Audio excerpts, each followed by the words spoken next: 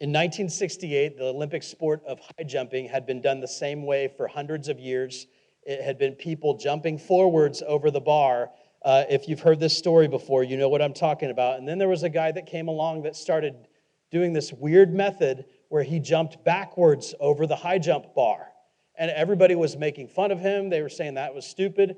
And then in the 1968 Olympics, this guy won the gold medal with his new method of jumping backwards. Everybody else was jumping forwards over the bar. This guy jumped backwards. It was called the Fosbury Flop, which changed the sport of high jumping forever. This final hidden habit is something totally new that changed the history of human civilization. It is an insight. It is a teaching that had never been said by anybody else before. And when you go to Israel, I'll never forget when I went to Israel the first time in 2008. And we were there, and we went to the Mount of Beatitudes on the northern side of the Sea of Galilee. And our tour guide said, tourists want to go to all the miracle sites, but true Christians, they want to come right here at the Mount of Beatitudes, because this is where Jesus taught his most famous teaching, the Sermon on the Mount.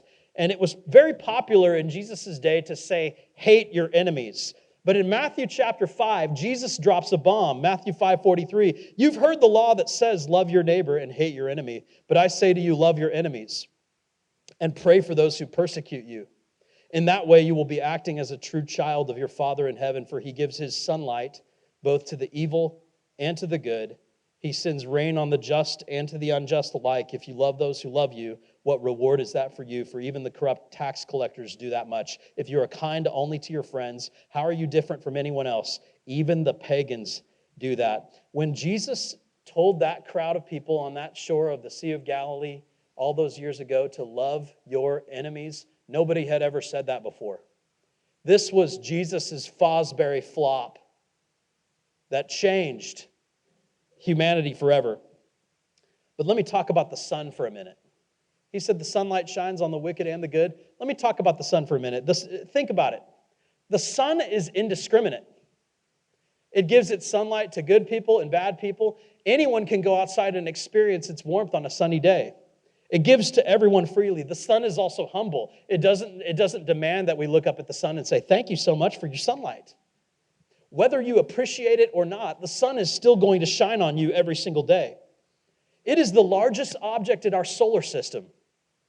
And yet it doesn't demand a worship from everything else. It doesn't demand that we pay homage to it. It just simply keeps on shining. And so from that angle, the sun is practically invisible, which is kind of a paradox because we know it's not invisible, but we can't look at it.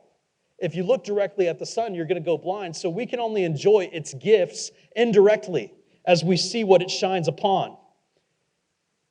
And even though some people will say, thank you so much for the sun. I'm so grateful that it's a sunny day and it's warm. And some people will curse the sun saying, I just want it to be dark and overcast and I don't care. The sun doesn't care. It just keeps on shining. This is the ultimate hidden habit of the Bible, is to love your enemies every single day. Love people like the sun. Jesus loved everyone indiscriminately, whether it was tax collectors or sinners or religious leaders or disreputable people or fishermen.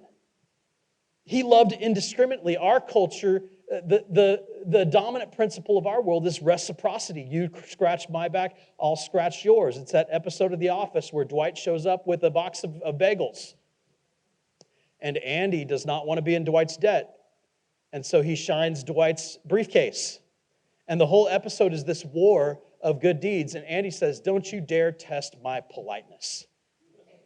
And they keep going back and forth. That's reciprocity. But here's the cool thing about the sun. There's no way we could reciprocate the gift of the sun, is there? There's no way we could say thank you to the sun, and yet the sun keeps on shining. Aren't you glad the sun doesn't demand payment or tax from each of us for its sunlight? And so the question is, are you holding on to grudges in your life or bitterness or jealousy? Are you demanding payment from people? Can you imagine what it would be like to be free from resentment, to freely love other people no matter whether they returned it or not? How do you love like the sun? And there's two ways to do it. First of all, you have to open all the curtains. Well, what does that mean? I love staying in hotel rooms, but there's one thing about hotel rooms I hate, and that's that crack of sunlight from the curtains that always seems to fall right across your eyes in the morning, right? And so when you open the curtains, though, you enjoy the warmth of the sunlight. But when it's just that little crack, it's all over your eyes, you need to open the curtains. And what that means is you need to receive the gift of sunlight. You need to be loved before you can go and love other people in this way. Your cup has to be full before you can fill other people's cups. The sun being the center of the solar system, at the center of our world is the sun. At the center of the universe is a God who loves each and every person indiscriminately, more than you could ever imagine. The sun is sometimes amazing when it's on a chilly day and you're in the shade and you step out in the sunlight and you feel that warmth. It's amazing. But the sun is also dangerous. If it shines on you for too long, it'll burn you.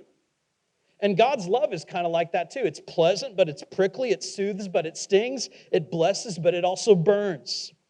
And so opening all the curtains means opening yourself up to be loved by God. That's the only way you can love like the sun, and you can love your enemies. And the second way is to be humble like the sun and shine no matter what. Every single day, you might even visualize sunbeams shooting out of your body to reach other people. You might think, well, love everybody. I got this, no problem. But you don't got this. Because you have to catch yourself holding grudges, feeling jealous against other people, hating other people. And the next time you catch yourself, feeling that way, feeling vengeful towards somebody or feeling judgy towards somebody, then you need to go outside and realize that you're a receiver of the gift of the sun. And the sun doesn't care. The sun just keeps shining on you no matter what. Good people, bad people, no matter what background you're from. Loving like the sun means loving people that are unlovely. Loving like the sun means loving people that unfollowed you on Instagram, that didn't like your Facebook post, that stabbed you in the back at work, that cut you off in traffic, that stole your parking spot, that cut in line at Walmart, that borrowed $20 and didn't pay you back, that didn't say thank you, somebody who talks too loud during a movie. It's somebody who didn't invite you to their Super Bowl party. It's loving those people no matter what. You know, there is a man who loved like the sun, indiscriminately, humbly. He loved people no matter where they came from. He loved more than anybody else. He showed compassion towards people. He cared about people more than anybody else ever cared for people. And he even died for people that hated him. May you every single day practice this habit of loving like the sun.